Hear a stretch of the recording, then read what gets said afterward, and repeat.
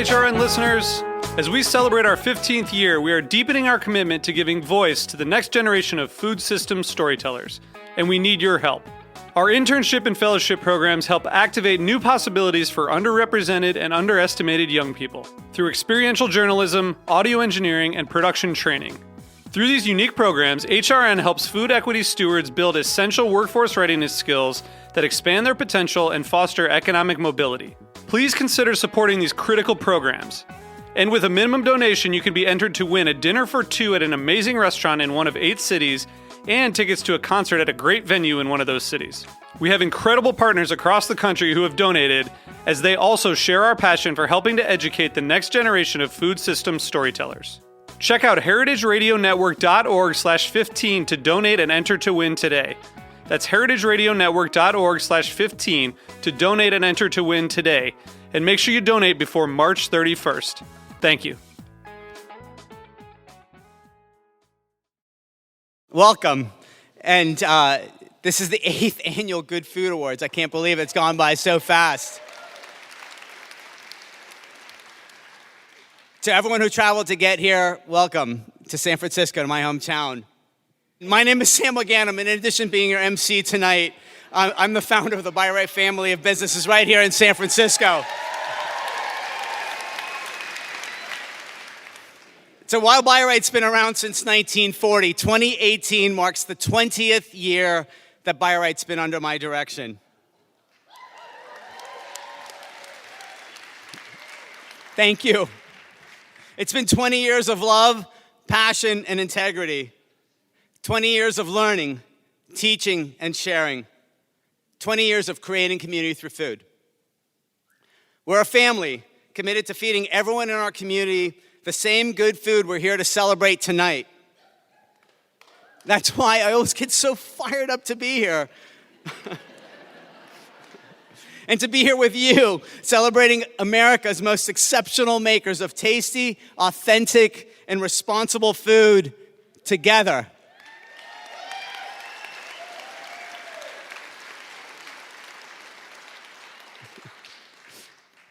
Togetherness forms the essence of life, in the beginning, in the end, and everything in between. Togetherness provides us with a sense of security, of belonging, and it gives us strength. Being together reminds us just how important it is to stay connected, to stay together. Wendell Berry, the prolific poet, farmer, and community activist, once said, "There are moments when the heart is generous, and then it knows that for better or worse, our lives are woven together here, one with one another, and with the place and all the living things." This is why we're here together tonight. Tonight, we gather as a community of real people making good food, sharing it with each other with passion, with conviction, and most importantly, with love. Every year, every time we gather together, we grow closer. Our hearts grow stronger, and our lives more united. Now, more than ever, as we fight to protect our beliefs and to preserve our values, we need to emphatically support our community of farmers, our community of crafters, and our community of retailers who are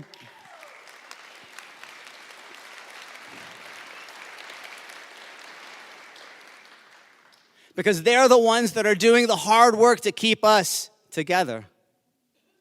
They're the ones enriching our lives, enriching our communities, and making our world a better place. Tonight is their night. Tonight is our night to celebrate them. Welcome. And I hope you all have a great time tonight. Thank you all for being here.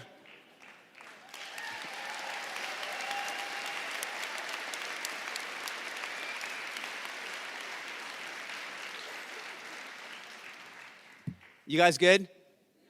Awesome. I'm sure you're ready to dive right in, but there are a lot of thank yous that I still need to make, and I promise that We'll get through the awards, and then we'll eventually get you to the reception where you're going to be able to enjoy some awesome food and cocktails as soon as we can. We also thought you'd like to know that since we've started 8 years ago, we've more than doubled in size, going from 7 categories to 15 categories this year. And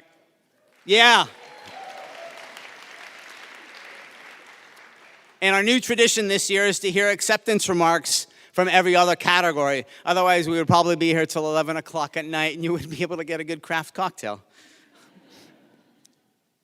Sarah gave me this list, so if I left you out, please don't bomb me, bomb her. And so the first thank you of the evening begins with all of you. I know many of you made a tremendous effort to be here, so thank you, thank you, thank you very much.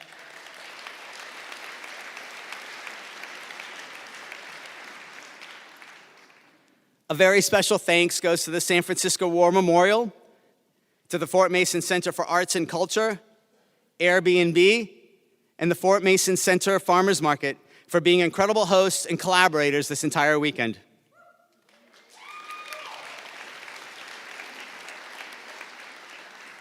To Christine Shantz and the 33 Good Food Awards committee chairs who organized the tasting of, get this, 2,057 entries this year, who will be joining us tonight and bringing the winners on stage. To the 277 judges who came together for that tasting, and to the Impact Hub Bay Area, who, for the 8th year in a row, allowed us to overrun every inch of the 25,000 square foot collaborative workspace for the blind tasting that happened in September.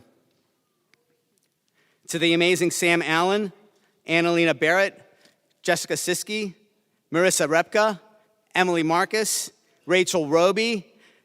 These are the hardworking women. This is the team behind the Good Food Foundation, the nonprofit organization behind the Good Food Awards.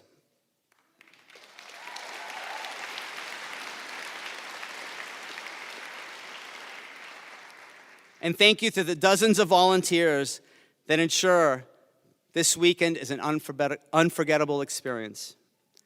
To Dominic Phillips, Event Marketing, BCV Architects, and Gamut SF, all of whom have, in a very literal sense, transformed this entire space for us tonight.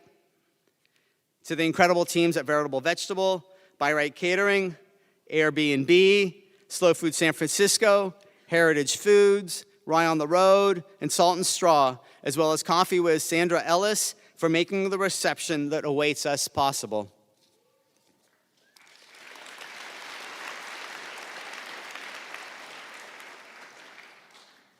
And, as importantly, to the companies that put their money where their mouth is to build the good food movement.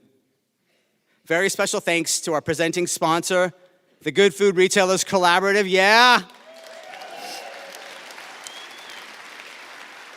The Collaborative is a group of 20 inspiring independently owned markets around the country whose members tonight will be presenting the awards. And our 8th year running premier sponsor, Williams-Sonoma, without whom we could not have arrived here tonight.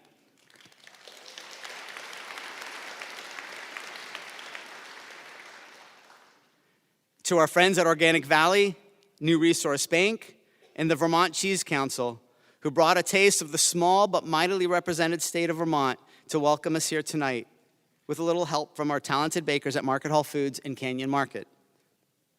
And of course, to the incredibly inspiring Madhur Jaffrey for her forthcoming keynote. And to introduce her, please welcome Alice Waters. Thank you all. How you doing? You all right? Fucking heavy.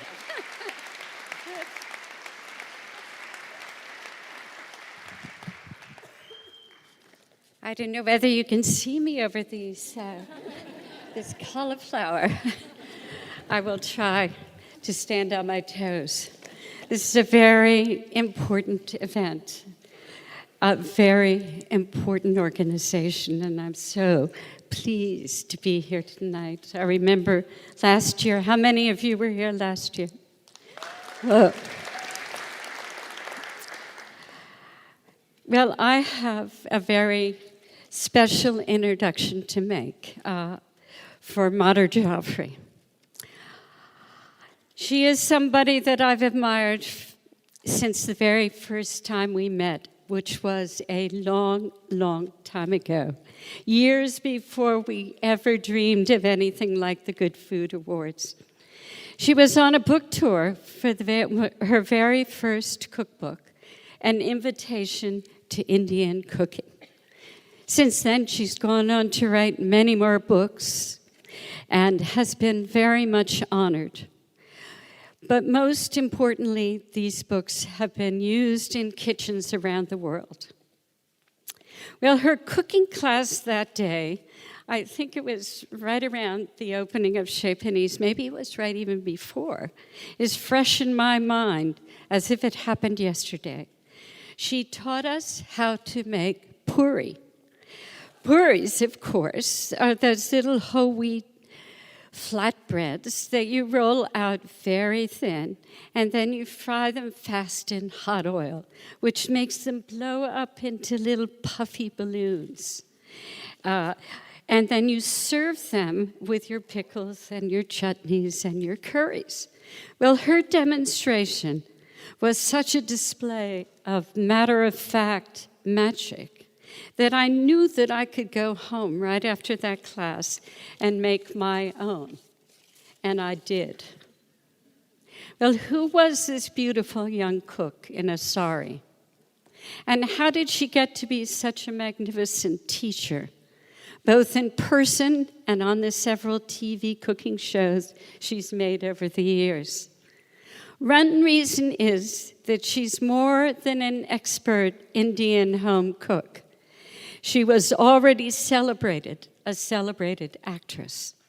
She had moved from her native Delhi to London, where she attended the Royal Academy of Dramatic Arts, and she graduated with honors. And from there, she moved to New York, where she worked on stage. And starting in the mid-'60s, she worked in film. She was the star of Shakespeare Wallaha, the first big merchant ivory movie, a role that earned her the Best Actress award at the Berlin Film Festival. She would go on to act in dozens of movies and TV shows, all the while writing cookbook after cookbook. Now, how did she get to be such a wonderful cook? She hadn't learned to cook when she was growing up, but when she moved away from home, she missed the taste of good Indian food, and she implored her mother to send her recipes. Well, her mother sent her recipes, but they didn't have any quantities and they didn't have any instructions. So she had to figure this out all by herself. And since she remembered how everything was supposed to taste, she could do that. Have I mentioned that she also has written 3 children's books? Or the multiple times her cookbooks have won James Beard Awards? You would be amazed at her accomplishments. But to make you understand why she's a mentor of mine, what I've really got to do is to stop here and let her speak for herself. But before I do, I want to take the opportunity to thank her in advance for her next book, which she is working on right now. It's going to explore the ancient, intimate relationship of Indian food to health and the wisdom of a tradition that recognizes the way we eat as inseparable with our culture. I know this kind of understanding, it's invaluable to me, and I know it's going to be invaluable to you. So please welcome Madhur Jaffrey.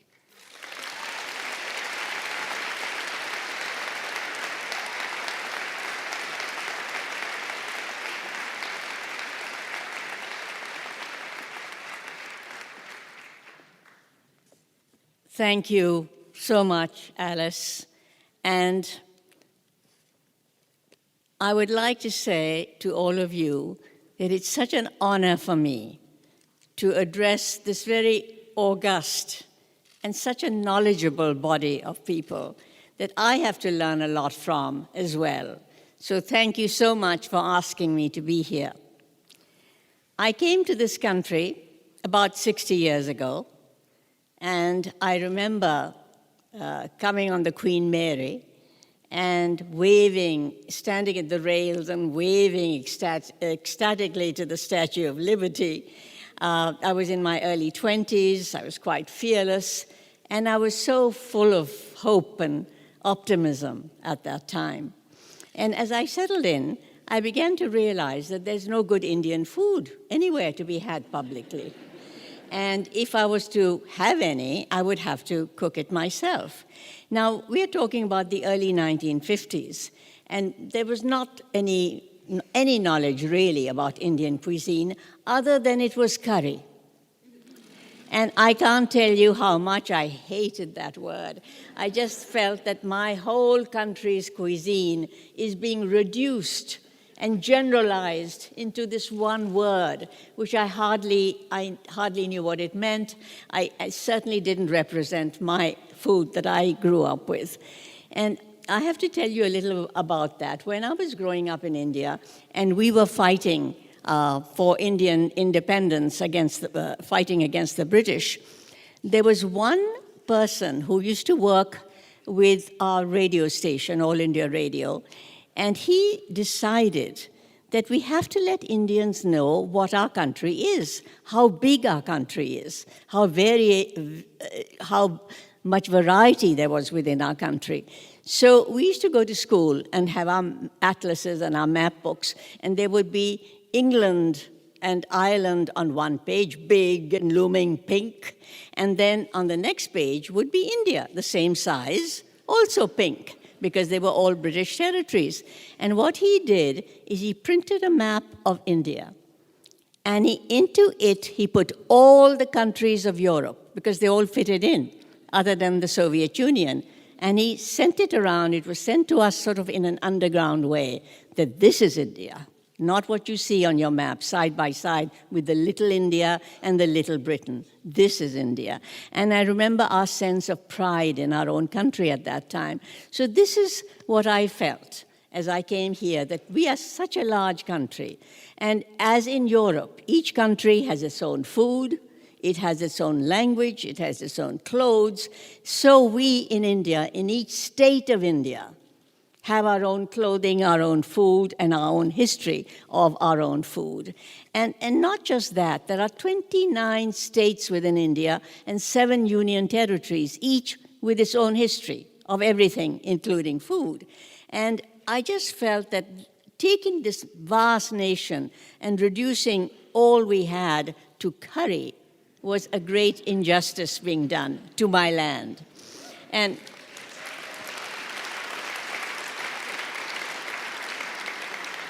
so if you were to go to India, let's say you go to one state in southwest India, the state of Kerala, you will find there Christians, and they will be having food that is recognizably Christian. Now, Christians came to India in the 1st century AD, and they would be making, for example, at Easter, they would make what they call stew with appam.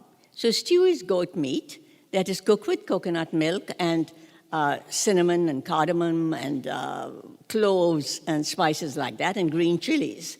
And this is eaten with appam, which is a bread that many of you may have never have had. And it's made, again, it's made with rice that is fermented and into a batter. Coconut milk is added, and then it is thrown into a wok, and you swirl the wok around so that it settles in the bottom with a little on the sides. So it's like a fried egg, deep in the middle and very lacy and browning along the edges. And those two are served together at Easter. Now, this is just food for one day for one lot of people in one state. And so if you can imagine over 1 billion people and the variety that they're getting. The Christians in Assam would eat something else, and the Jews, for example, in South India, who also came in the 1st century AD, they make a dish with chicken and green chilies in a tamarind sauce. Now, the Jews of Bombay don't know anything about that dish because they eat a different kind of food. So this is the kind of variety that I'm talking about that exists in India. And we don't call anything curry. We have, every dish has its own name. For example, there's biryani, which is a wonderful rice dish cooked with meat, made in North India mostly, but also in parts of the South slightly differently. So that's one name for it. If you say, I'm making a biryani, you don't say I'm making a curry, you're saying I'm making a biryani, and everybody knows what that is. Then you might say, I'm making a sambar, which is a dish of split peas that are stewed. They can be stewed with baby shallots. They can be stewed with some kind of squash. They could be stewed with tamarind, but they're made sour with tamarind juice. And that is very important. That's how you recognize a sambar. There may be a dish known just by what's in it. Potatoes with cumin and asafoetida. How simple can that be? You know what's in it. Potatoes, cumin, and asafoetida. That's what's in the dish. Now, when my mother used to hire a cook, she would say, all right, I have to test him by having him make a complicated sauce. Now, this would be, she would pick the dish, a meat sauce generally. Let's say she asked him to make a sauce for Rogan Josh. So the cook would then go into the kitchen and he'd chop his garlic, onion, ginger. Depends on how he chopped them. Did he grind it finely? Did he not grind it properly? And then he would have to start frying it in oil. Would he brown it too much? Would he not brown it enough? To brown it properly, you have to put in sprinklings of water. Otherwise, it'll burn. So if he does all that correctly, then it'll be a good sauce. So this would then appear on the table before my mother, and all of us would be sitting there. And my mother would look at it, taste it, and either she would look down at the tablecloth and say, burnt. Or she would say, well, this cook has a very nice hand. And she would smile. It's all in the hand, that's what Indians say. And some people have the hand to mix everything properly, put the water in a judicious way, fry and saute in a judicious way, and some people don't. So all these things become very important in different dishes in Indian cuisine. Then Indians are also magicians with spices. It doesn't matter where you're from. I can go to a kitchen in Bengal, let's say, and smell. And I'll say, this is a kitchen in Bengal, because it would smell of mustard oil. It would smell of mustard seeds. They know their spices, and they use them every part of India. They use them magically and differently from each other. And we know, for example, that mustard seeds, I call them the Jekyll and Hyde of spices. If you just throw them into hot oil, they turn nutty and sweet. If you grind them, you know what happens. They turn pungent and nose-tinglingly pungent, and they have to be used then in a certain way. Cumin, you can draw out so many different spices, so many different tastes, rather, from cumin itself. You can just grind it. It's one flavor. You can roast it and grind it. It's a more concentrated kind of flavor. You can throw it into hot oil. That's a third flavor. And all this is knowledge that is in the head of every Indian, and they will be doing that as they cook. And then we also know in India all the medicinal value of spices. And of course, they come from our books, like the Ayurvedas. And nobody sits around learning morning and night the Ayurvedas. No, we don't do that. It's like smoke in the air. You just, osmosis. It just comes in. Through your nostrils, through your head, through what your grandmother says, through what your mother cooks. And you just begin to learn that if you have an upset stomach, and we don't worry about talking about bodily functions. We talk readily about bodily functions because it's the body that we have to keep in proper order, and we are the ones in charge of it, and we have to do it with our food every day. So we are happy to talk about bodily functions. And so if your stomach is a little upset, your mother will give you yogurt and rice to eat to just settle the stomach. So we all learn these things at our mother's knees. And it is not something that really needs to be taught to us because we sort of know it already. And then there are other things that can happen. We try to balance on a daily basis what our bodies are going to be feeling like, and we do it in various ways. For example, we believe that during a change of seasons, like when winter is just changing to spring, there are dangers. Dangers lurk everywhere, and we have to prepare for them in some way. So there are certain dishes that you would eat at the time of changing seasons because they will protect your body. For example, if you go to a place like Goa on the west coast of India, you will be given a certain dish, a shakuti made out of vegetables and coconut, that is supposed to be very good for you during the change of seasons time. So this is what you learn in India very slowly, how to balance, keep the body in balance. So when people say to me, so is your Indian food, you are making a curry today? All this goes through my head, and I said, no, I am not making a curry today. So it's just something that I have tried to pass on. I remember at one time, I was looking for a job in New York, and one of the first group of people that I became friends with when I came to this country, somehow they all happened to write for the New Yorker, and they had introduced me to their editor, Mr. Shawn. Everyone called him Mr. Shawn, Mr. William Shawn. And I had met him at various parties, and I thought I would write him a note and say, I'm looking for a job. You don't have a person who writes regularly about food, and may I come and write about food for your magazine? So he was very polite. He said, come on in, and we had a chat. So he said to me, so dear, what would you write about? And I said, oh, this is such a wonderful period in America's life. All these lovely ethnic foods are just coming in.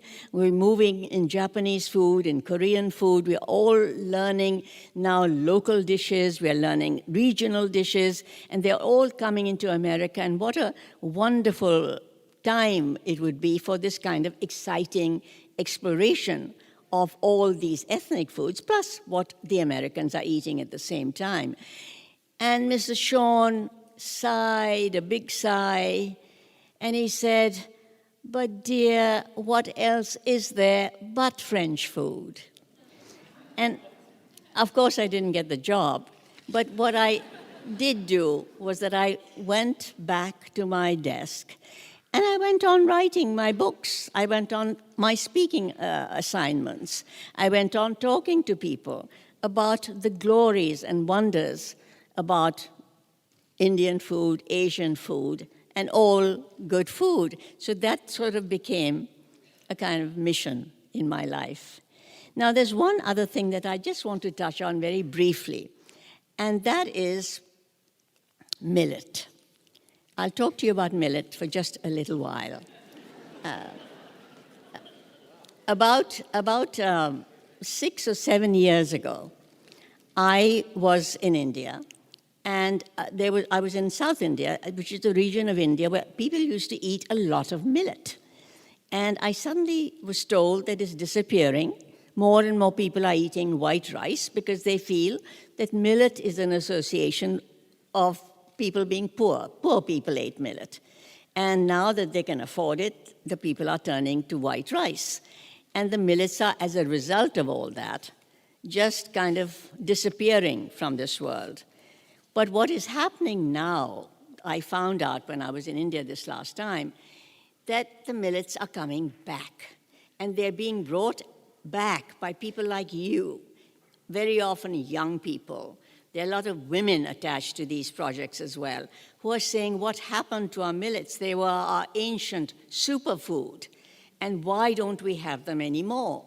And the wonderful thing about millets is that not only can they grow in drier climates, and our world is getting hotter and drier, and this is ideal for millet. So millet can grow in such climate. And millet has, especially things like finger millet, there are many, many, many varieties of millet. Finger millet has 3 times the amount of calcium that milk has. It has iron, and it has protein, and what they have found out, that if you give a child a diet when it's, especially when it just starts eating solid foods, and you give it to him for 2 years, him or her, and if it's made out of millet, that diet, but especially millet that has been soaked and roasted and ground and dried, if you make a porridge with that and give it to a child, he will have, or she will have, all the nutrition the child needs for the rest of its life. Its brain will develop properly, and its bones will develop properly. So it will have got the right start in life. You can call millet as something that provides like a Head Start program. That's what it is. Millet is a Head Start program all by itself. So I have become very interested in it, and of course it's gluten-free. And in this day and age, when so many people are developing celiac disorders, and children with ADHD and autism spectrum disorders are being told to stay off gluten, this is an ideal diet for all of us to know about, and we should really be pursuing it. Now, I do know that there is one group of people that is trying very hard to do something about it, and they are known as the Millet Project at Berkeley. And there are two people in this project that I've talked to at some length, Amrita Hazra and Patricia Bubna. These are two people that I know who are working on this project, as there are many others. They're not the only ones. And what they do is they give out millet, especially in the state of California, where there's a lot of heat and dryness, and they give it out to farmers to grow. And the farmers are growing it, and especially in places like Chico, for example, where they have rice growing in water where there's no really water to be had. People themselves are told to shower for 5 minutes, but they're growing rice in water. So why don't we change to millet and grow it? Because it's absolutely the right thing to grow in this area. So I would just like, because I have you all here, and you are such a learned, in the world's ways of the food world, group of people with great ingenuity, I would like to appeal to you to look at the local millet projects in your area, to see that they're well-funded, to see that people get machines for threshing, and they have enough funds to get machines for hulling, dehulling millet, because that's what needs to be done. So I hope all this is going to happen, and I just hope, I would like to say here a great hooray for good food all over the world, for good food, Indian food, good Indian food. And I would also like to say a hooray for millet. I will now produce...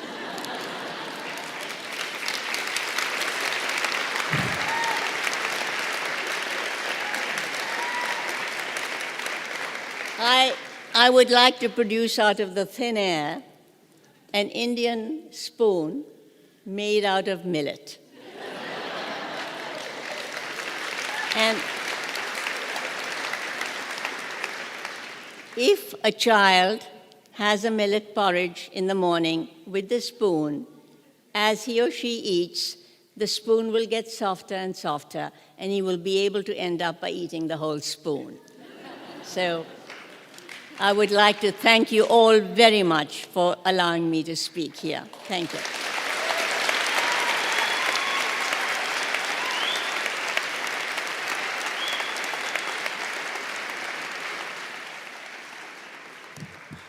She's a total badass, isn't she? Let's give her another round of applause. That was amazing.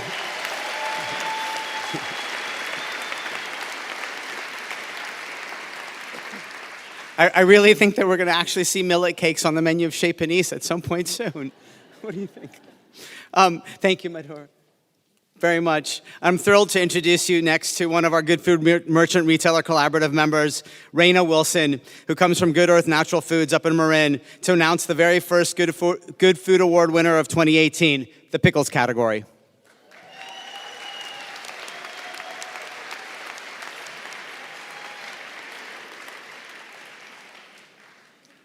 Hello, lovely people. The winners for the pickle category are from the District of Columbia for their Cajun Okra Gordy's Pickle Jar. From Michigan for their Dill Pickle Sauerkraut, the Brinery.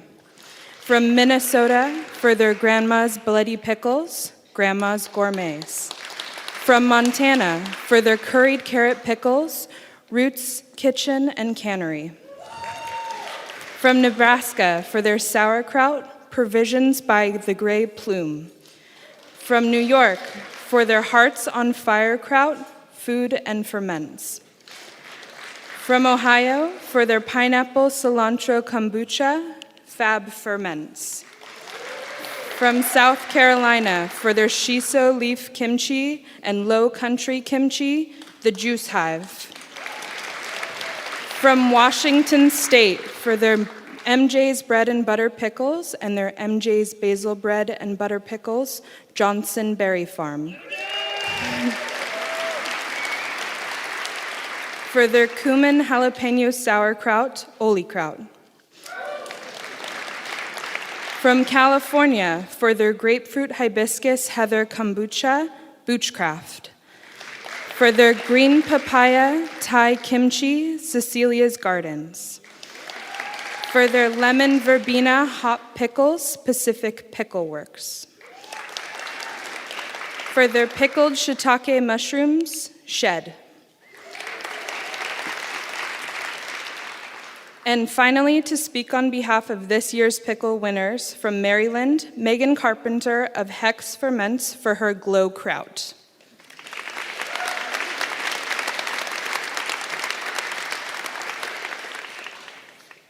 Wow, it's already been a night to remember. I'm honored to be here on behalf of the pickle category and Hex Ferments. Thank you to the Good Food Awards team for putting on a wonderful evening and for the work you do every day. Congratulations to all the Good Food Award winners and finalists, and a huge thank you to our fermentation team back home in Baltimore. When my husband Shane and I realigned our lifestyle to grow more food and preserve it, we had no intention of starting Baltimore's first fermented foods company. We wanted to be more deeply rooted to our community by way of fermentation, but unsure of the form it would take. Food activists at heart, we became involved in collectively run community gardens growing vegetables. We broadened our network of friends, neighbors, farmers, and chefs to help expand Baltimore's food landscape. With an abundance of vegetables, we created Ferments for Others and soon discovered that Baltimore was ready to embrace living foods. It was collaborating with our community that encouraged us to take our home fermentation practice to the next level, becoming a business. And with this decision, many questions and challenges arose. Luckily for us, the fermentation world has a culture of mentorship and sharing. I first learned of Sander Katz through a zine, small little zine, Wild Fermentation, as a young art student. In the days before Google was a verb, I followed Sander through his books and attempted to make everything. Eventually, Shane and I became his students at Short Mountain in Tennessee. Sander is a self-described fermentation revivalist. He reminded us that fermentation is fundamentally simple and that humans and the microbial world are and always have been intertwined. He taught us that this ancient practice was invented from necessity and that we should experiment and make mistakes. He gave us permission to fail. While at our first workshop with Sander, we were introduced to Cultured, another Good Food Award winner. We were immediately intrigued by their artistry, flavors, and model of a husband and wife-run pickle business. Alex and Kevin are incredibly generous people who have been making extraordinary ferments for over 20 years. A week at Cultured taught us that if we wanted Hex to succeed, we would need a team of people who believe in what we do, to know that you can't please everyone, and to educate as many people as possible as to what a pickle can be. They reminded us that you will never master this craft, but if you work hard and respect your ingredients, you might create something worth selling. For us, the mentorship of other fermenters has been invaluable. It's hard work, but each day is filled with new discoveries, and we carry on the tradition of sharing fermentation knowledge with our team and growing community. Fermentation is a perpetual negotiation with microbes and time, with the invisible made manifest through flavor. So as we like to say, go with your gut. Thank you.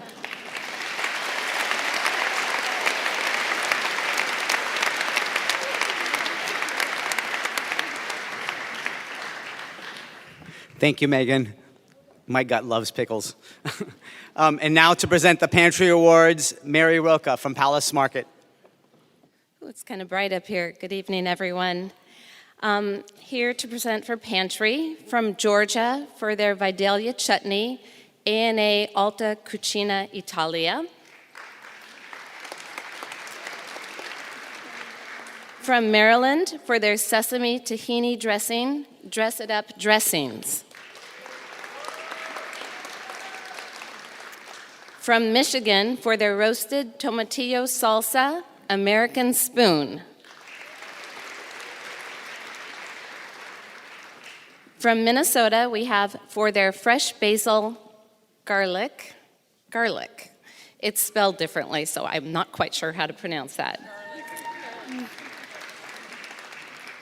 For their K-Mama sauce, K-Mama sauce. From New Hampshire, for their spiced beet vinegar, Woe's Kitchen Creation. I hope I got that one right too. From New Jersey, for their tomato and white sultana chutney, Le Bon Magot.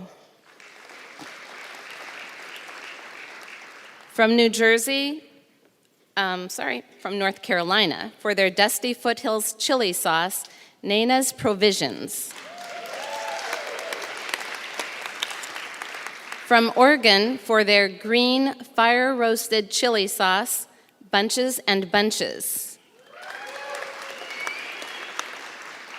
From Rhode Island, for their crunchy cacao peanut butter, Sonobe Superfoods.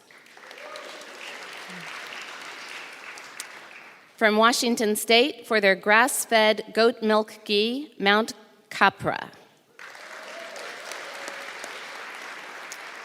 Also from Washington State, for their Sonny's spicy eggplant kasundi, Seattle Canning Company. And the last four winners are all from, all from California. For their country miso, Aiden. For their garlic relish, Aka's Handcrafted Foods. For their Ole Mole Balsamic, Chaparral Gardens. And for their Sambal Satay Cashew Nuts, Sajen. Congratulations, everyone.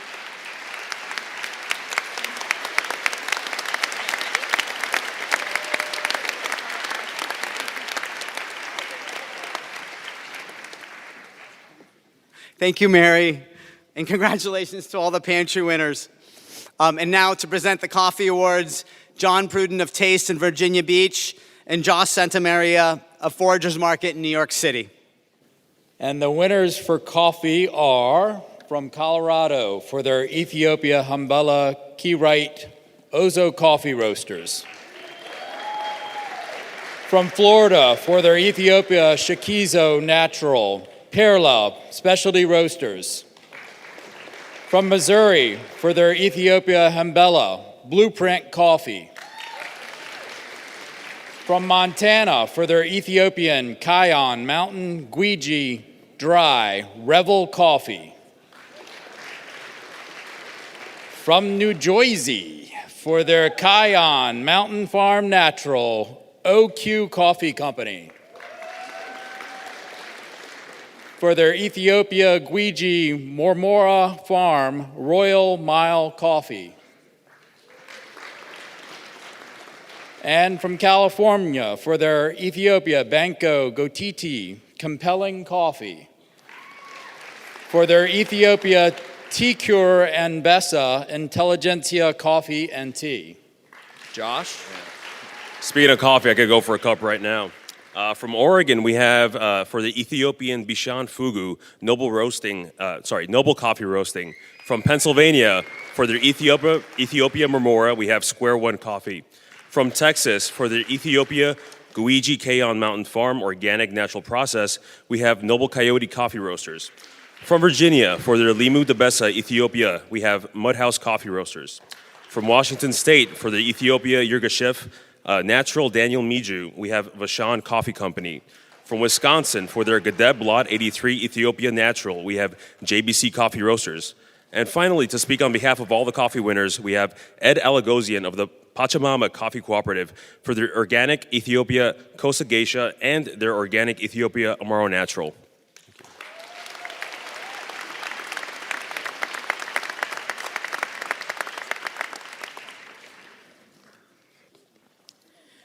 It's my honor to be here today on behalf of Pachamama Coffee Cooperative and the thousands of small-scale farmers that own this unique coffee roaster.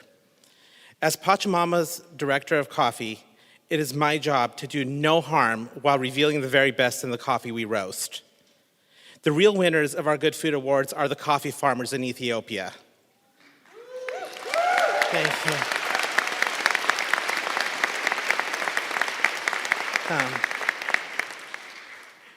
Fair trade started with good intentions and took a step in the right direction.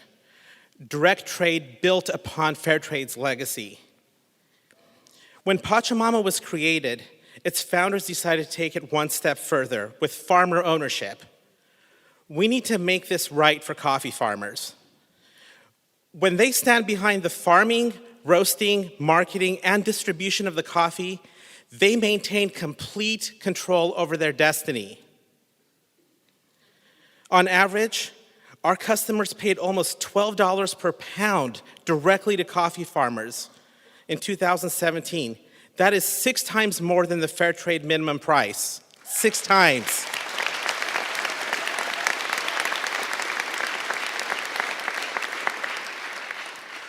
Organized as a cooperative, Pachamama is 100% owned and governed by farmers in Ethiopia, Guatemala, Mexico, Nicaragua, and Peru.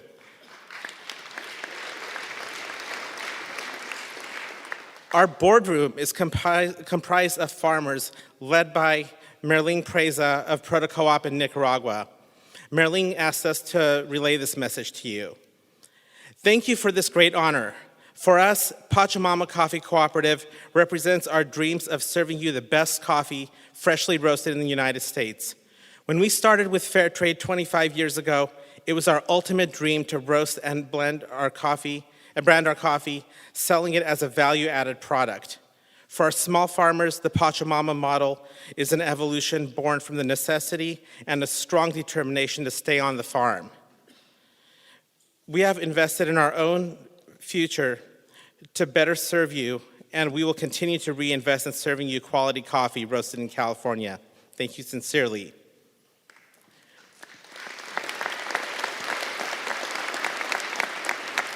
When Pachamama hired me to establish a roasting operation in Sacramento in 2015, the co-op had already established wholesale and cafe operations.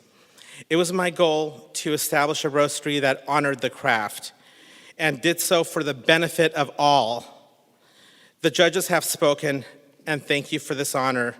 When you brew your coffee tomorrow morning, say the words, "I intend to bring forth heaven on earth for the benefit of all," and the farmers will hear you.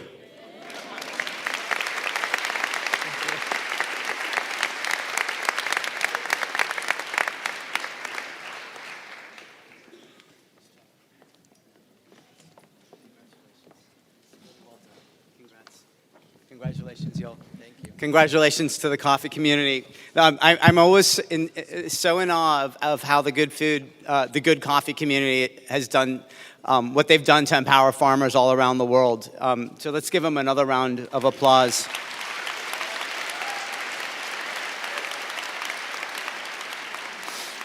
Our next category is preserves, and to present this category is Greg O'Neill of Pastoral Artisan Cheese and Bread and Wine in Chicago.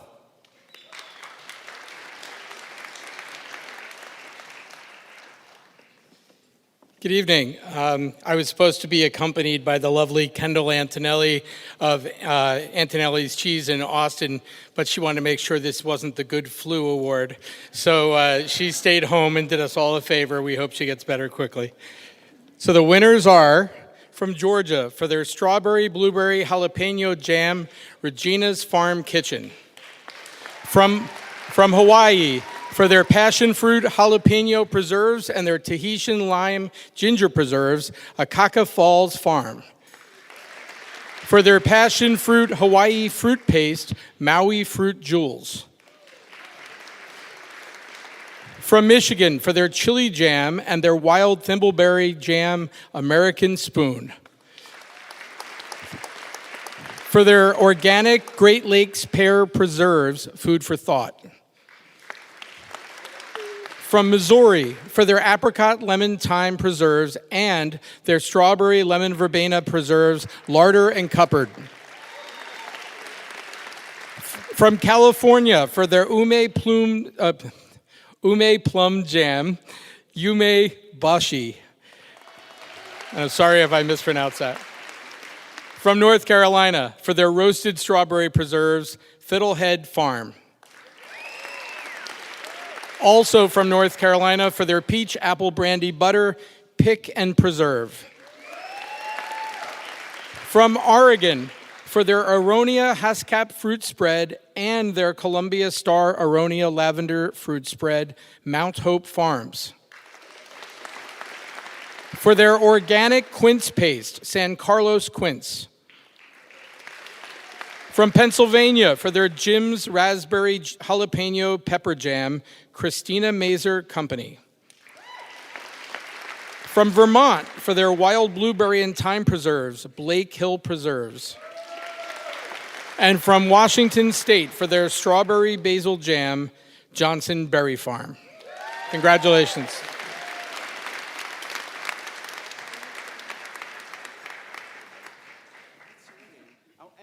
This is Elijah from Michigan. He's the youngest Good Food Award winner ever.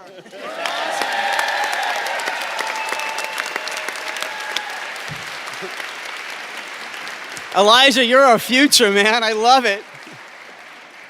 It makes me so happy to see you up here. Thank you. Congratulations to all the Preserve winners. Now, I'm really pleased to introduce Amelia Minucci of DeBruno Brothers in Philadelphia. Yeah, I guess we got some Philly fans in here, right? And Bo Vondra of Looks Market in Sioux Falls, South Dakota, to present the charcuterie winners of 2018.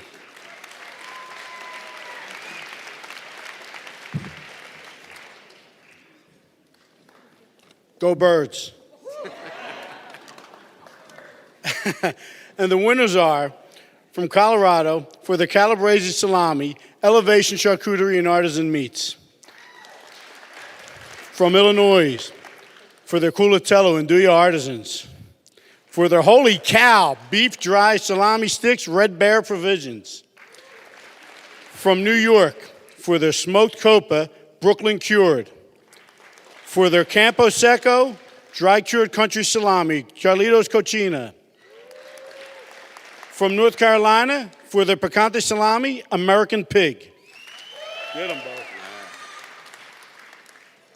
From Oregon, for their Chorizo El Rey, Olympia Provisions.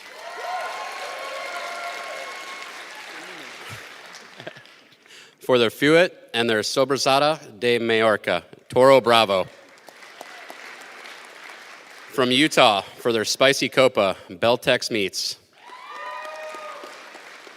From West Virginia, for their Hot Capicola, Farmer's Daughter Market and Butcher. From California, for their Salametto Picante Dry Chorizo and their Sopressata Framani Handcrafted Foods. For their Milano Salami Thistle Meats. And finally, to speak on behalf of all the charcuterie winners from North Carolina, Sam Suchoff of Lady Edison, for their Spanish-style chorizo and their sweet sopressata, sharing these Good Food Awards with their collaborator San Giuseppe Salami Company.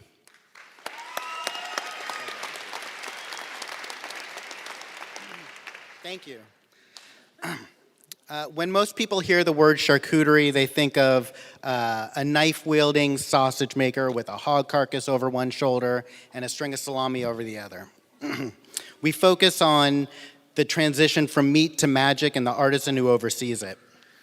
This year, the folks behind the Good Food Awards were interested in showing that, of course, good food is about craftsmanship and sustainability, but it's also about collaboration and partnership. The award we received this year were given jointly to Lady Edison and San Giuseppe Salami Company, and I've been asked to share the story of that collaboration. Lady Edison started 7 years ago when I convinced Rufus Brown at Johnson County Hams to put up some hams for me.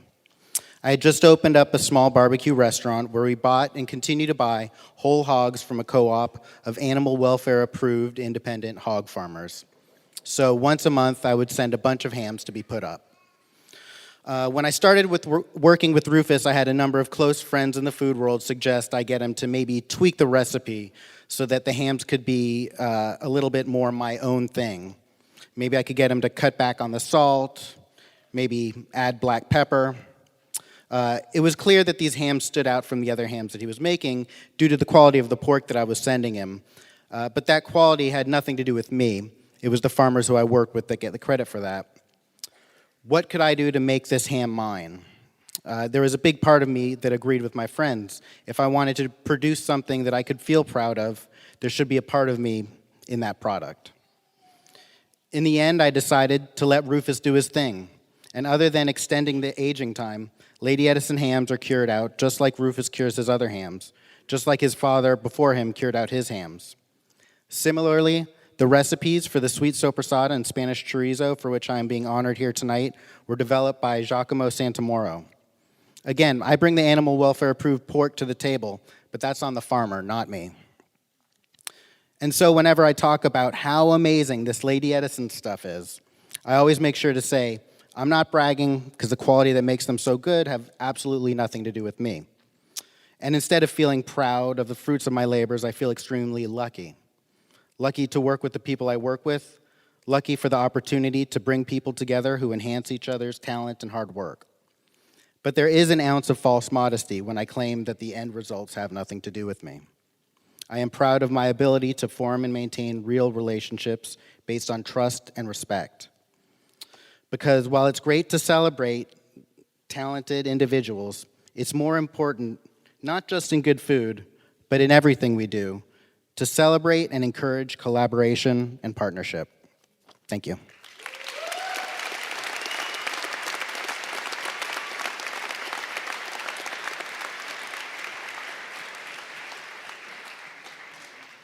Thank you, Sam. And I love that you're continuing this theme of togetherness. It's so important and why we're all here again tonight, right?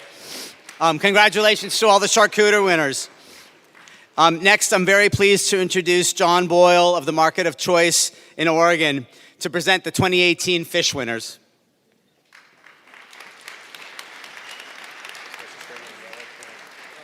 Hi, everybody.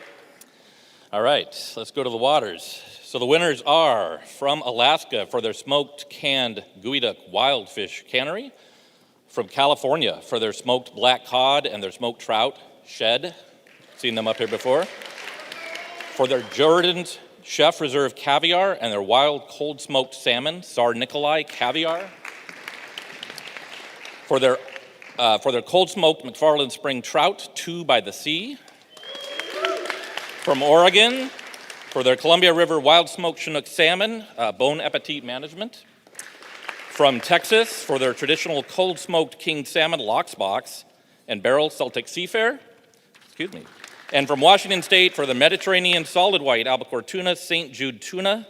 For their Think Pink wild pink salmon, Pure Alaska Salmon Company with Ocean Beauty Seafoods. Congratulations, everyone.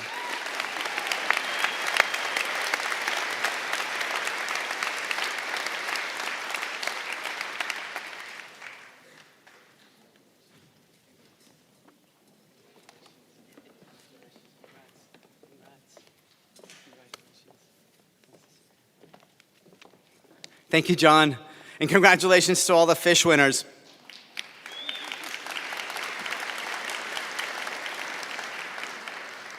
Next, we're going to present the Confection Awards. And to do that, we've got Grace Singleton of the legendary Zingerman's family of businesses in Ann Arbor, Michigan.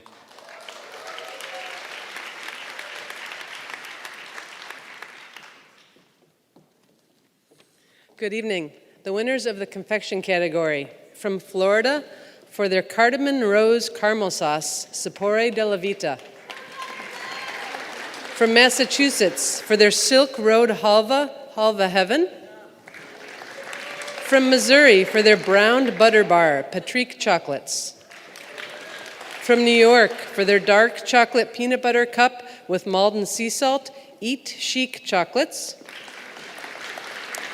From North Carolina for their Sunflower Crunch Cup, Chocolate Confections. For their Earl Grey dark chocolate ganache, Escazu Artisan Chocolates. From Oregon for their matcha mint bar, Alma Chocolate. For their almond crisp and their Earl Grey batch PDX. From Vermont for their original goat's milk caramel sauce, Fat Toad Farm.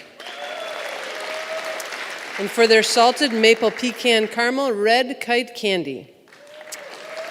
From Washington State for their caramel sauce and their dark chocolate sauce, Franz Chocolates. From Wisconsin for their coconut dream bar and their Mayan spice bar, Mayana Chocolate. From California for their French silk Bachi Artisan Chocolatier. For their lemon burst, Michael's Chocolates. For their dark chocolate espresso Krispies, Nubia SF. And for their EMJ Top of Europe Sweet 55. And finally, to speak on behalf of all the confections winners from Washington State, we have Kim Wilson of Good King for her Harmony Gourmet Snacking Cacao.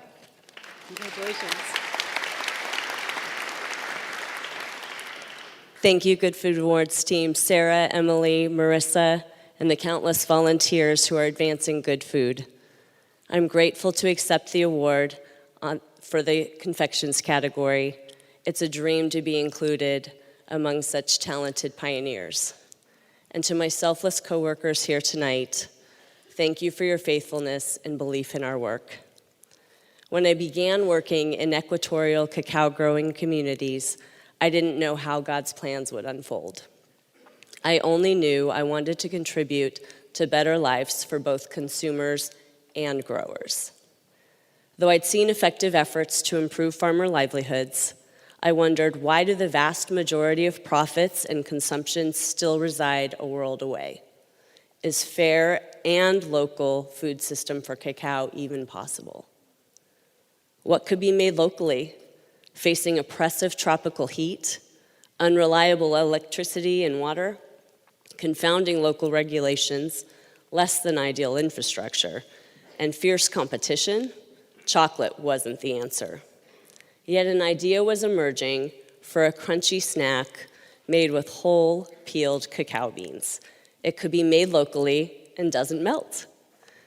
I enlisted our friends at Koptan Masagena in Indonesia for the first experiment. When I asked for help, 5 women showed up. I was stunned. I'd only met one female cocoa farmer prior, and I'd recently attended a conference where the speaker corrected himself after addressing ladies and gentlemen because I was the only lady in the room. That's when I realized this wasn't a farming experiment. It was a food experiment. And in most rural cultures around the world, men are in the field and women are in the kitchen. Creating snacking cacao allowed us to bring jobs to women. The experiment worked. The communities where we work are forerunners. They'd already been earning nearly double the world market price due to their cocoa quality. And now, their own previously underemployed women are empowered to earn an income as well, increasing the revenue-generating power of cacao by more than 50%. To be clear, we're still working toward a fair and local food system. They've just begun to make finished, lightly caramelized, and flavored snacking cacao for sale locally. And for food safety reasons, Good King's final recipe production and packing have yet to transition to origins. But as you'll taste tonight, the intelligent and hardworking women at Coagdixal in Honduras who created our Harmony Snacking Cacao are back in business and warmly welcomed back to the table with their male counterparts. This weekend, we warmly welcome you to our table as well, to experience cacao, likely for the first time, as a crunchy, dark chocolatey, better-for-you snack co-created in partnership between artisans in Seattle and Honduras. Thank you.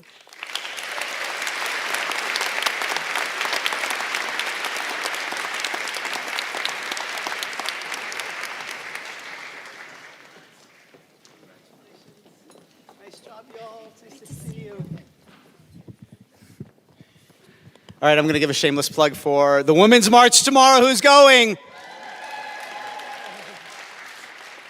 Awesome. Thank you, Kim. I'm very pleased to introduce Will Frischkorn of Cured in Boulder, Colorado, to present the 2018 chocolate winners.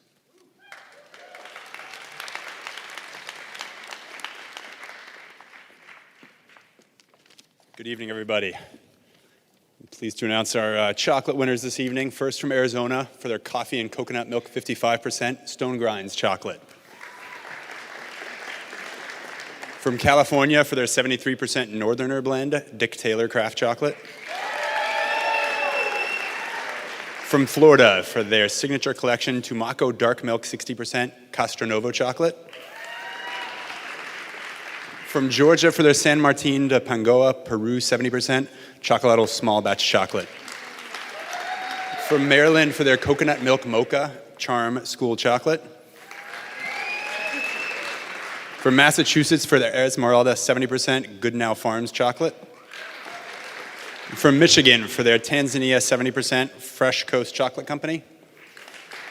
And from Missouri for their 67% Madagascar, their 70% signature blend, and the Salty Cow All Patrique Chocolate. From New Mexico for their Guatemala Verapaz 70% and their Maya Mountain Belize 70% Chocoa Bean to Bar. From New York for their Brown Buttermilk 43%, their Milk Chocolate Quinoa Crunch, and their Wild Bolivia 74% Fruition Chocolate. From Ohio for their Big Island Maverick Chocolate Company. From Oregon for their Brown Butter Bar Creo Chocolate.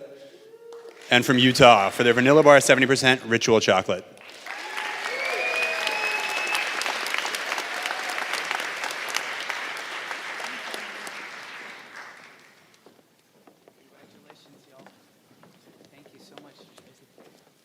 Bringing so much sweetness to our lives. Congratulations to all the chocolate winners. And now, one of my favorite retailers in the country and the chair of the Good Food Retailers Collaborative, Danielle Vogel of Glenn's Garden Market in Washington, D.C., to present the beer awards.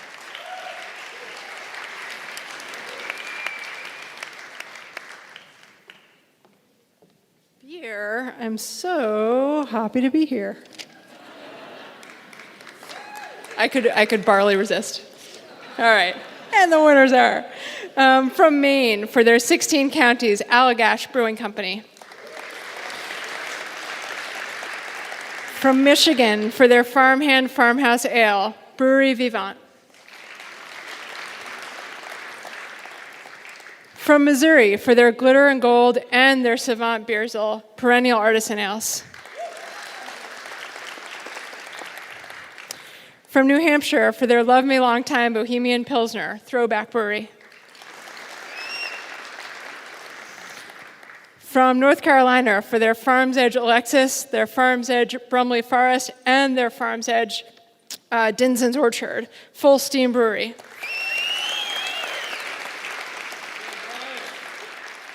From Oregon for their Dreadnought Tropical Stout, Falling Sky Brewery. For their Amber Ale, Full Sail Brewing Company. For their Pacific Rain Pale Ale, Ninkazi Brewing Company. From Virginia, for their Tidings Ale, Port City Brewing Company.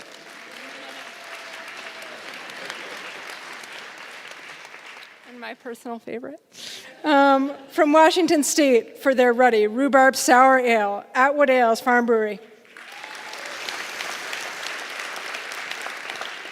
From Wisconsin for their My Turn Latif Double Chocolate Stout, Lakefront Brewery. From California for their Apricot de Bretteville Almanac Beer Company. for their Cherryland Drake's Brewing Company, for their Flanders Red Ale Southpaw Barbecue,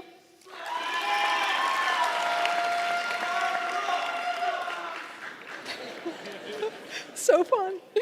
And finally, to speak on behalf of all the beer winners from Texas, Tim Klatt of Strangeland Brewery for his At Hole Bros Scotch Ale.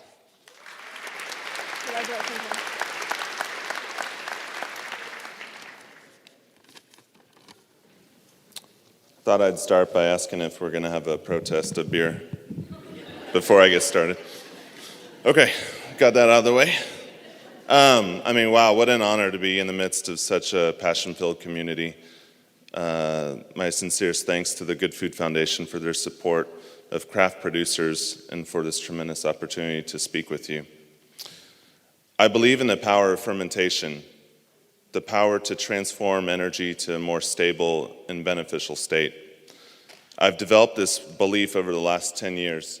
I was inspired by my late father to begin brewing beer at home, and that soon became an all-consuming passion. I knew deep down that my calling was to brew beer for a living. That calling meant leaving the apparent stability of mechanical engineering and the Air Force. I left Albuquerque and returned to Austin, where connections from school, church, and family would enable me to pursue brewing professionally. So I went from developing a missile warning satellite sensor that could stare at the Earth from 36,000 kilometers in space to building a 500-gallon brew system. Sure. Thank you. Yes. So 500-gallon brew system that we built in the hill country of Texas with my friend and partner, Rick Boucard, who's a fellow engineer and business owner. We then began the process of renovating a somewhat dilapidated warehouse into what's now known as Strangeland Brewery. That warehouse, which happened to belong to a local burger joint, led to a new partnership and a foray into fermented foods, fermented vegetables, in another company, Hack Creek Provisions, which was a Good Food Awards finalist a couple years ago. And then right before we were going to launch Strangeland, I got wind of an opportunity to acquire the Texas Sake Company. So I convinced my partners that we needed to start fermenting sake as well. Keeping all these projects alive pulled me into collaboration with my brother Nate, who's our CFO. He's here tonight. He's the leader of Rockport Investment Partners, and his energy and vision inspire me and my longtime business partner, Adam Blumenshine, to search after the best ingredients and people to create products based on quality and authenticity. So this interaction of people and ideas reminds me of fermentation. We blend together to create something new and better. As I said in the beginning, I believe in the transformative power of fermentation. It's the power to transform communities and ecosystems and economies and accessibility to nutrition, appreciation of our past, hope for our future. I hope that you all too feel this power to transform in all of us. And I firmly believe that it's this passion that we have for all of our crafts that will take our world to a more stable and beneficial state. So again, congrats to all the beers guys, and thank you.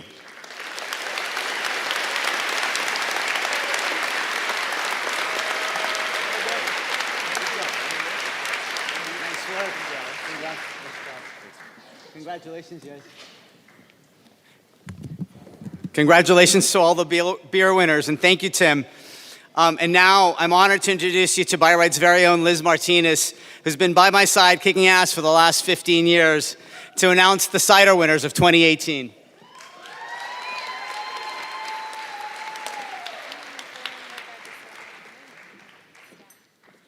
Welcome, everyone. The winners in the cider category are from Colorado for their Grand Cru Saison and their Chester Hoppercott Big B's Hard Cider. Can I say it? Goonies Never Say Die. Great name, you guys. Love it. And also from Colorado for their Colorado Heritage Blend Stem Cider. STEM ciders, sorry. From New York for their old time cider, South Hill Cider. From Oregon for their Sage Wildcraft Cider Works. From Vermont for their Pronoia Fable Farm Fermentory.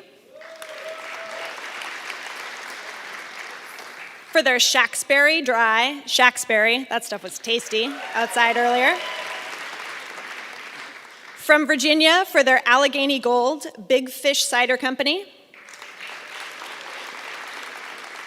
For their levity and their serendipity, Castle Hill. For their first fruit, Foggy Ridge Cider. From Washington State, for their Perry and their traditional cider, Dragon's Head Cider.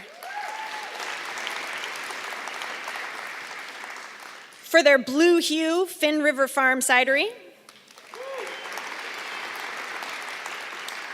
And from the great state of California, for their Golden Rule Ethic Ciders. For their Proper Dry and their You've Guava Be Kidding Me Far West Cider Company. Cider, you guys have the best names, I gotta say. This is great. And for their Newtown Pippin Lassen Traditional Cider. Congratulations. Nice work.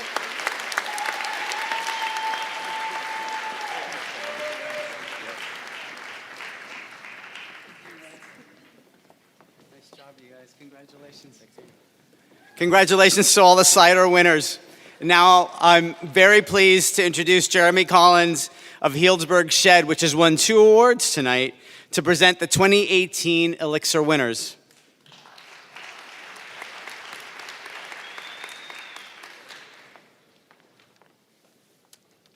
Hello.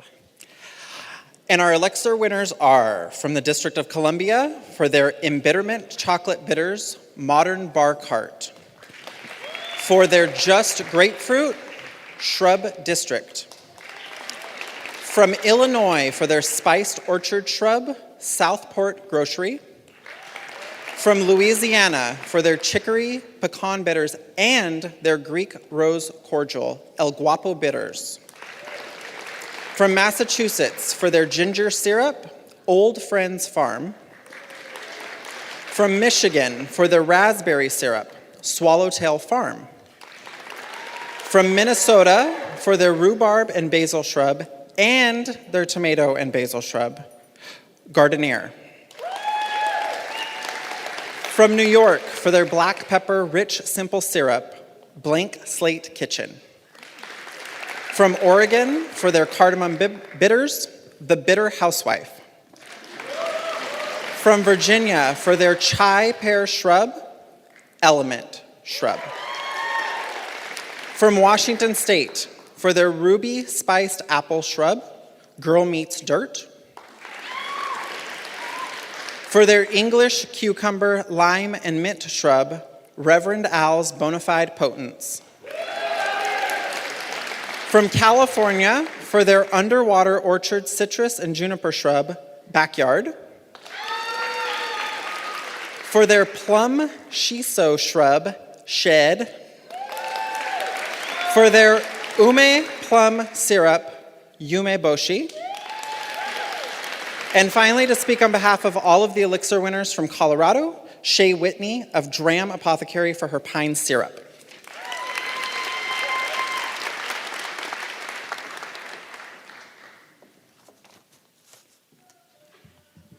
Hi. It's an honor to be standing in this room tonight among so many other people who have committed their lives to the production of food and drink produced using methods and ingredients that are not deleterious to our planet and bodies. My interest in food began 10 years ago at the Evergreen State College when I chose to study food science and ecological agriculture. In my program, we talked about the great chefs and writers that were changing food, how we produced it, wrote about it, and how we ate it, such as the late great MFK Fisher, Wendell Berry, Michael Pollan, and Alice Waters, to name a few. Although I never thought I would find myself here today accepting an award from someone whose work I have admired so dearly. I wasn't raised around good food. I wasn't raised on a farm. I hadn't even seen food being grown in soil until I was 20 years old.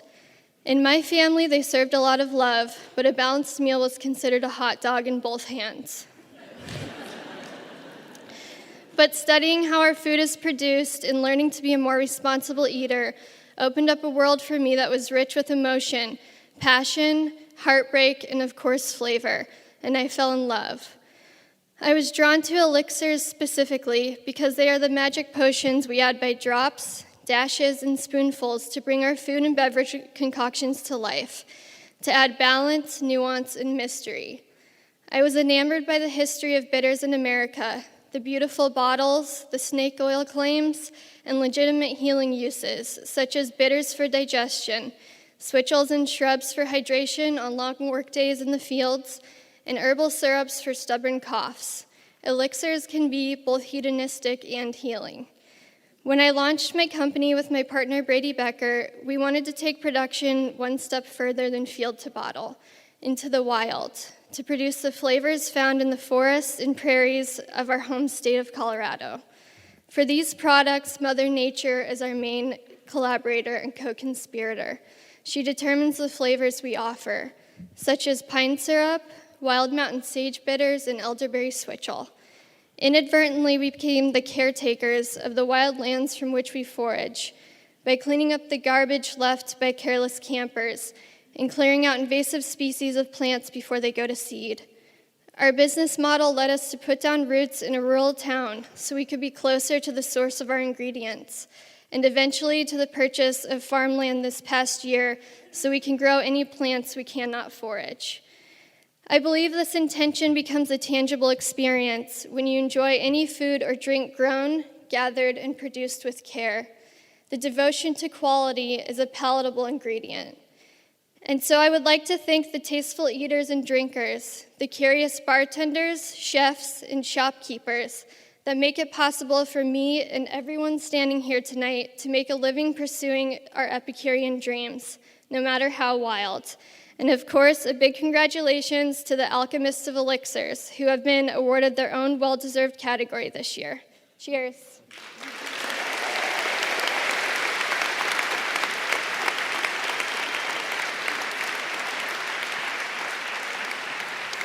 I got to judge the elixir category this year, and it was amazing.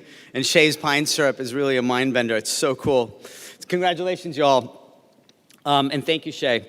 I'm pleased to introduce Sarah Wilson next from Market Hall Foods in Oakland to present the 2018 Oil Awards.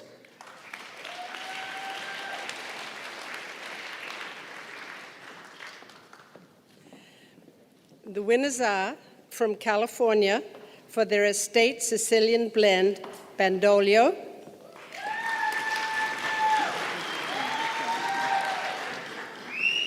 For their jalapeno crush olive oil, Cali Virgin olive oils. For their organic basil crush, Enzo Olive Company. Olive oil company. For their extra virgin olive oil, Frantoio Grove. For their extra virgin olive oil, Hudson Ranch. For their Mission olive oil, Magnini Ranch. For their extra virgin olive oil, Tuscan Blend, Swain Family Ranch. And then from the state of Georgia, for their pecan oil, Oliver Farm Artisan Oils.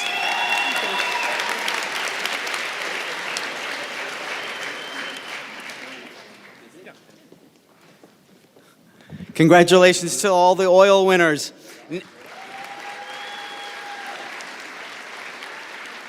And thank you, Sarah. Next, we'll be presenting the awards for honey. And to do that, we've got Eleanor Geese of Each Peach Market in Washington, D.C.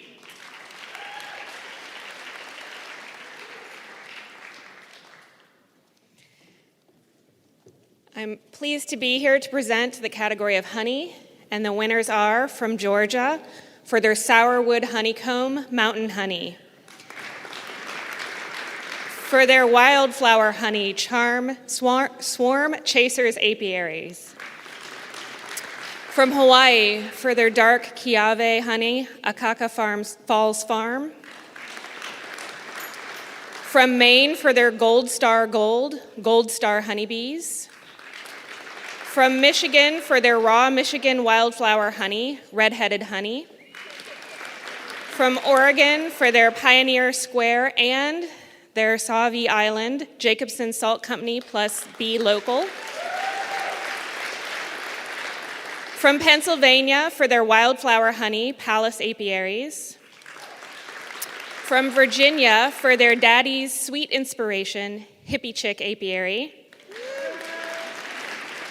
From Washington State, for their Snowberry Rose, Sequim Bee Farm.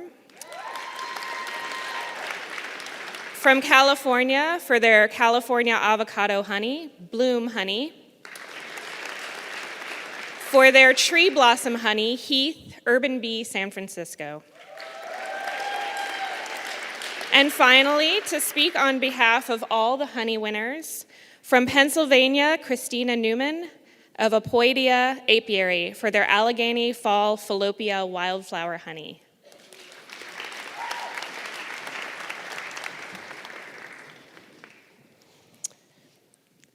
On behalf of honeymakers, bees included, I'd like to express our sincere appreciation to the Good Food Foundation for creating this award, which gives awareness to all the hard work that goes into producing good honey. Good honey is authentically crafted honey made with a focus on natural beekeeping and humane bee treatment amidst all the challenges, and there are many. My name is Christina Joy Newman, and I'm an urban beekeeper in Pittsburgh, Pennsylvania, with a metro population well over 2 million. All of my 50 to 80 production hives are located within 10 miles of downtown Pittsburgh and are certified naturally grown. My journey with the bees began many years ago as an architect studying biomimicry, which is design problem solving using the natural world as insight. While mentoring with termites to understand how those social insects play an ecological role in tree composting, another social insect, the honeybee, won over my fascination simply because she crafts food. Sorry, termites. For us, most tree cellulose isn't as yummy as honey. Globally, bees pollinate 70% of flowering plants that provide sustenance for countless wildlife and human life. Without bees, honey would not be the only Good Food Award category to suffer. There'd be no large apples for cider, no plump coffee cherries for coffee, nor any plentiful milk for cheese from dairy cows who feed on bee-pollinated clover and alfalfa. Beyond pollination, bees offer other inspiration in our divisive times. Specifically, honeybees have a method to work together in decision-making that leads to group action known as honeybee democracy. That term was coined by Cornell professor Tom Seeley after years of his research to understand how bees decide to swarm. Swarming is a bee colony's way of reproducing by division. The process requires half the colony to leave and find a new home through agreement of 30,000 or more worker bees. Workers figure the logistics of the move by 3 steps. Step 1, unbiased fact-finding by scout bees to scope out new locations. Step 2, fact verification by additional scout bees who double-check prospective homes. And step 3, collective action based on the choice of a new home that makes a critical number of bees feel the most positive. So their choice is by positivity. It's an amazing experience to watch the intense coordinated movement of thousands of bees in a swarm shift to an energy of peacefulness once they have settled to a secure new home. We humans, as a species of supposed higher intelligence, can learn a lot from these insects who work together to seek out what is true and what is good, and then act collectively with hope. While joining the Women's March on Washington, D.C. almost a year ago today, I held a sign reading Honeybee Democracy, featuring a circle of bees surrounding the earth. I've made a recyclable sticker of that sign that I'm happy to give to anyone who might appreciate some bee inspiration, so you can see me after if you want a sticker. It's another small step to advocate for our little honey co-creators who deserve much respect for all the symbiotic work they do for us and for our planet. Go bees. Thank you.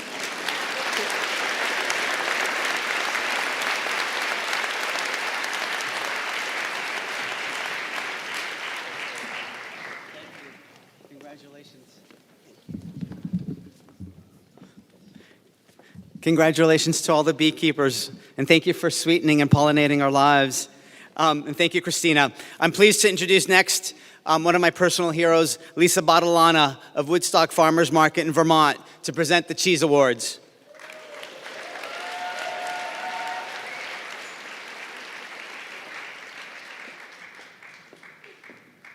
Good evening.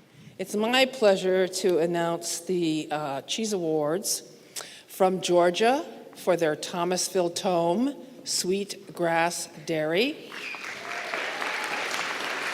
from Maryland for their Mary Goat Round Spruce Reserve, Firefly Farms Creamery, from Missouri for their Prairie Tome Green Dirt Farm, from New York for their Cunic Nettle Meadow Farm, from North Carolina for their Campo and their Winsome Boxcar Handmade Cheese, also from North Carolina for their Bear Wallow Looking Glass Creamery, from Oregon for their Goat Milk Feta and their Lorelei Briar Rose Creamery, also from Oregon for their Cascadian Freshette Golden Artisan Goat Cheese, from the great state of Vermont for their Rupert Consider Bardwell Farm, from Washington State for their Glacier Blue and their Sawtooth Cascadia Creamery, from Wisconsin for their Cave Age Chendoka and their Evelyn LeClaire Farms, for their Petite Nuage Landmark Creamery, for their fresh goat cheese Montchev, from warm, sunny California, for their whole milk ricotta Bellwether, for their Taupinière Laura Chanels, for their Bay Blue Point Reyes Farmstead Cheese Company.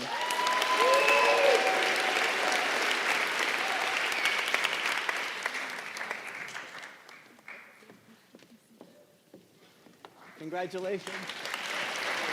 Who doesn't love cheese? Congratulations to all the cheese winners. And now, for our final category of the night, I'm pleased to introduce Richard Tarloff of Canyon Market right here in San Francisco, another one of my favorite stores, who's going to be presenting the 2018 Spirit winners, which soon you'll get to imbibe in.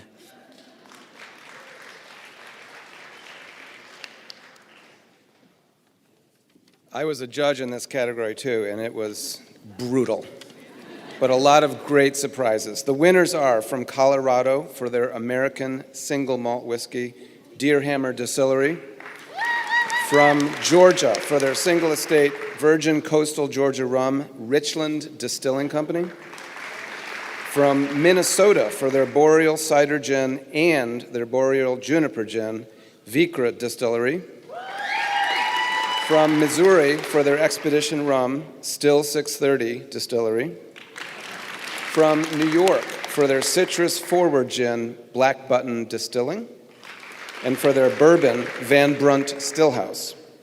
From Oregon for their Calisaya and their Fernet de Loreto Elixir. From Texas for their Baby Blue, Balcones Distilling.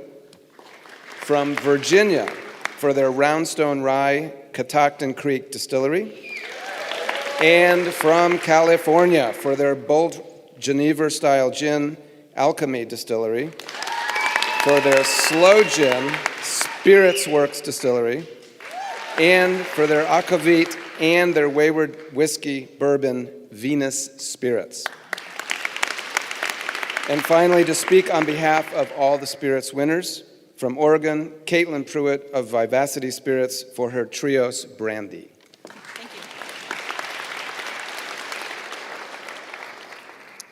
Hello, my name is Caitlin Pruitt, and according to my business card here, I am the owner, distiller, and everything else at Vivacity Spirits in Corvallis. But according to statistics, I am only one of 1% of women-owned distilleries in the country. So thank you to all of the Good Food Awards people and everyone here who's making this night possible. I'd like to start to talk about collaboration and partnership on the personal, business, and community levels. So as the saying goes, no person is an island, and that's certainly true for business as well. Looking back, I'd say to myself, what have I done? How did I get here? How did little old me accomplish all of this? Well, I certainly didn't do it alone. We counted on friends, family, community, cohorts, and neighboring businesses, in other words, collaborators, partners, and relationships. My main partner is my husband, Chris Newman, who couldn't be here tonight. He's home with the kid. He is my partner in marriage, business, and all of life's adventures. We've often joked that if we can make it through the starting of a business and running of a business, we can go through anything. So far, so good. We're still rocking the marriage thing. When we were married, we were asked a series of questions, including what it was that attracted us to each other and what we admired about each other. And the answers from 14 years ago still hold true today. Most had to do with partnership and collaboration through plans, financial decisions, and most importantly, through support and collaborative critique. Although he will tell you what this really looks like is me saying to him, honey, I have an idea. And he'll start out saying, uh-oh. And then he'll say, well, what do you need me to do to help you get that done? And to some, this may sound a little subservient, which I'm okay with, but really what it means to me, is that he has complete faith in me, and he supports my ideas wholly, and he will join me in accomplishing my goals. The distillery is one such example. It turns out that the two products we've won Good Food Awards for this year and last year have been studies in collaboration and partnership. Coincidence? I don't think so. First, the brandy, which we won for today, is named Trios for the winery that worked with us. They are located right up the road from the distillery, and prior to this partnering, we did contract for the distilling and, of course, enjoyed a lot of their wine at home. As the relationship grew and trust was formed, one set of the owners basically had enough faith in us to personally loan us the money to buy the wine back from them from the winery. Trios Brandy is the result of their beautiful wine, our distilling expertise, a layer of friendship, and of course, collaboration. It's a beautiful partnership was born. Our Turkish coffee liqueur uses coffee from our local coffee roaster, Oregon Coffee and Tea in downtown Corvallis. They worked very closely with us in picking the best bean, the right roast, and they even helped us figure out the processing method. Both the winery and the coffee roaster maintain production practices which line up with our philosophy. Granted, we could have gotten a cheaper bean, a less expensive wine, but then the spirits wouldn't hold up to our standards. Quality products require quality ingredients, which really can only be procured by quality people. And I think this is a common attribute to all of the entrants and winners here today. And I'm hoping to meet more quality people this weekend and see what other collaborations emerge. Cheers. Thank you.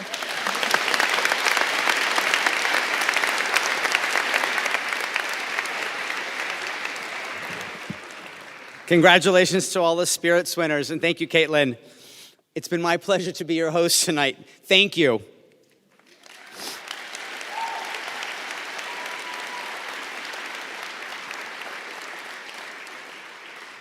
But before we end this ceremony, we have one last speaker who needs no introduction. She's the mathematically minded dreamer that created the Good Food Awards, this amazing platform recognized across the country for uplifting these passionate makers of tasty, authentic, and responsible food that we've all been able to celebrate tonight. She's the inspiration and the organizer that's brought us all together. Please give a warm welcome to Sarah Weiner.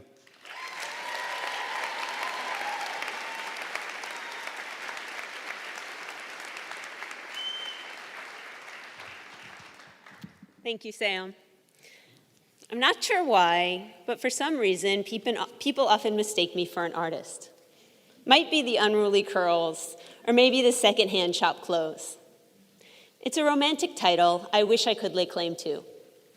But by education, I'm about as far from an artist as you can get. As a trained economist, I was taught to see the world through the lens of rational decisions and maximizing utility. Despite being a dedicated numbers person, I revel in nights like this one, surrounded by 199 of the most talented artists in the country.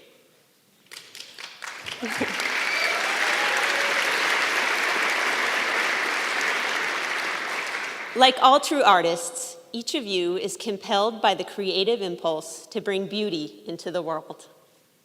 With cider and cheese, beer and pickles, you lead us to imagine a society that is more nourishing, more humane, more sustainable, and more joyful. You serve up these values in each bottle of bitters, wrap them into every bar of chocolate.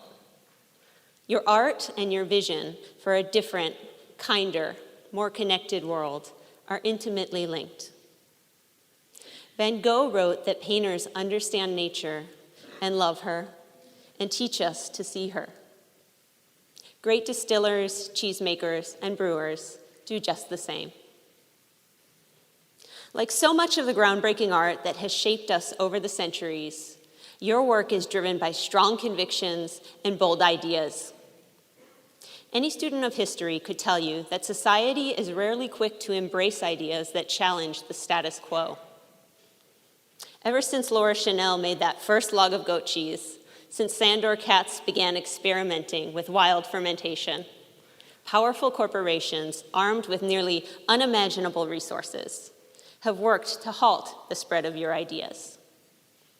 And yet, against all odds, you have succeeded in fundamentally shifting the desires of a nation, in creating a curiosity and healthy skepticism in us all. As artists, I hope you will indulge an economist in using numbers to paint this picture. Since the Good Food Awards began 7 years ago, the 20 largest food corporations in America have lost $18 billion of market share.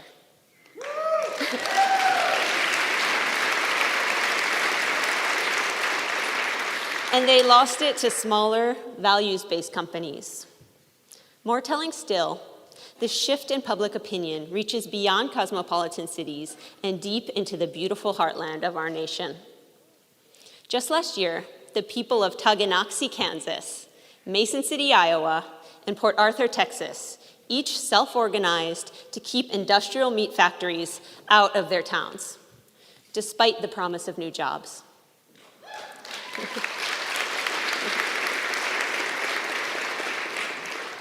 Growing up in the Midwest, I can tell you that when Kansas gets on board, the tipping point has been reached. There is no turning back. Tonight, we celebrate not only the mastery each of you has attained in your craft, but also the epic cultural achievement that collectively we have accomplished this past decade. Your art has created a new moral consciousness. We are starting to expect fair wages to come standard with our morning coffee, transparency with our cold smoked salmon. Our minds have been opened. We see clearly now. If I were an artist, I'd sleep well tonight. But I'm an economist. And as an economist, I'm uneasy. I see another battle on the horizon. A battle to align our nation's new, more virtuous hunger with what it will truly take to satisfy it. While every Good Food Award winner is my personal favorite, my dear friend Lisa isn't constrained by such fair-minded affections. Each year, come November, she begins a campaign to pry privileged information from me.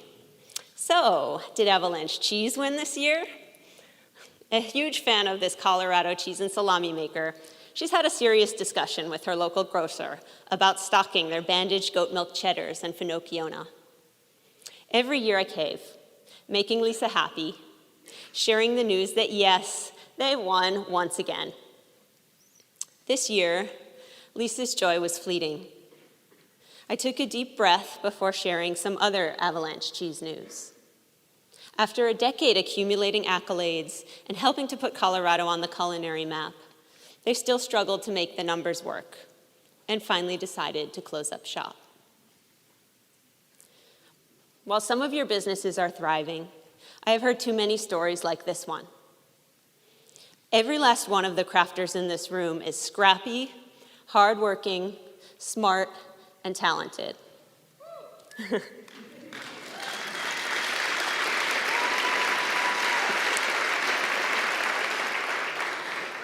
But they are not magicians.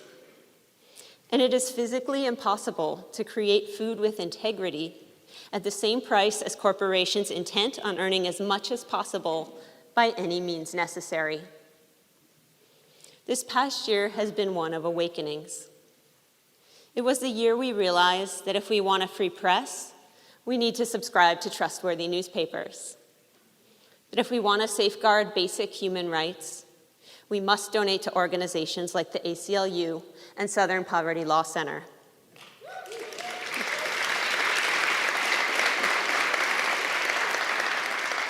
We understood that we, the people, must stand up for what we believe in with our words, our actions, and our resources. Money speaks. And if we want a tasty, authentic, and responsible food culture, we must speak up for it.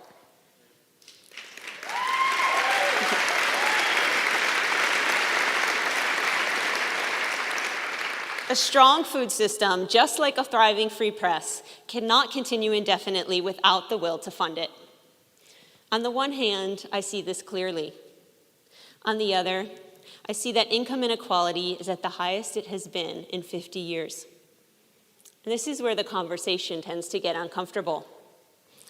How could anyone ask people to pay more for food when so many are struggling just to get by?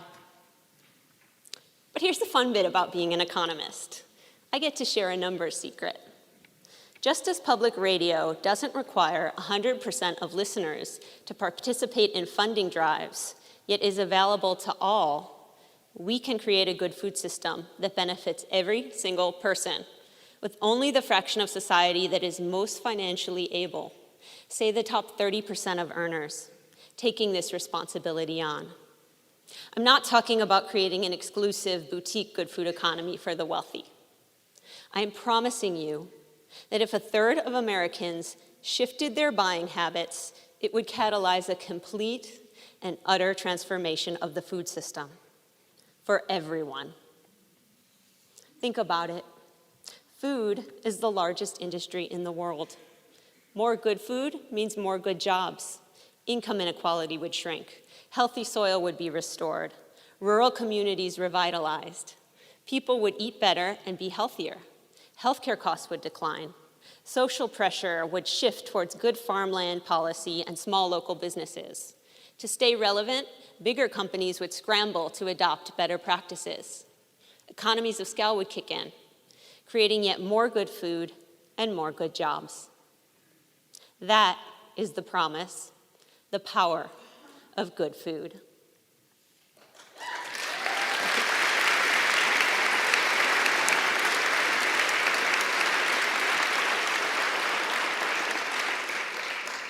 Perhaps the idea of suggesting people should look at 2 cheeses on the shelf and pick the more expensive one still sounds crazy or sorely out of touch.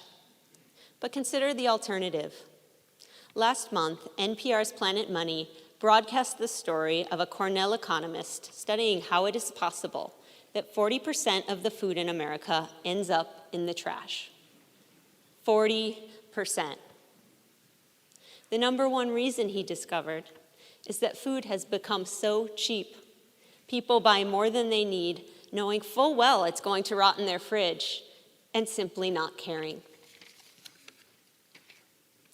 Last year, the earth shook, waters rose, fires raged, bullets flew, and we understood that our world is less solid than we once believed. We asked ourselves as artists and economists, teachers and doctors, students and mothers, where could we stretch to mend the part of the world that is within our reach? The American poet Clarissa Pinkola Estes said, "What is needed for dramatic change is an accumulation of acts.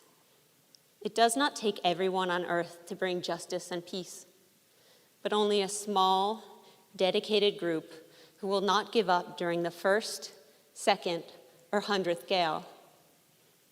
I can stretch in the grocery store. I can do it 100 times. Will you join me?" Yeah.